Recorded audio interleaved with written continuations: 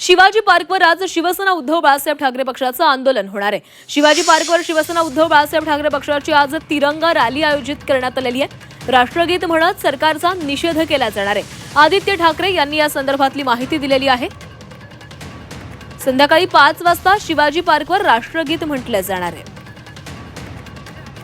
शिवाजी पार्कवर आज शिवसेना उद्धव बाळासाहेब ठाकरे पक्षाचं आंदोलन पाहायला मिळेल। सर्वांची दिलगिरी मानत, कारण अर्थात जे काही थोडं कन्फ्युजन झालं, माफी पण मागतो, दिलगिरी पण व्यक्त करतो। शुक्रवारचा कार्यक्रम देखील तसाच्या तसाच राहणार आहे।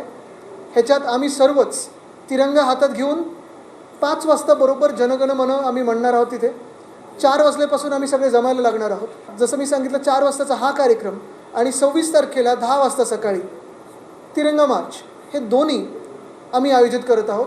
ह्याच्यात परत मी सांगतो की दोन्ही ठिकाणी कुठेही राजकारण नाही, राजकीय काही विषय नाही, एकच आहे, ते म्हणजे आम्हाला आता मोदी साहेबांकडून 2 गोष्टी पाहिजेत, ह्याच्यावर उत्तर पाहिजे आणि धर्मेंद्र प्रधान यांचा राजीनामा पाहिजे।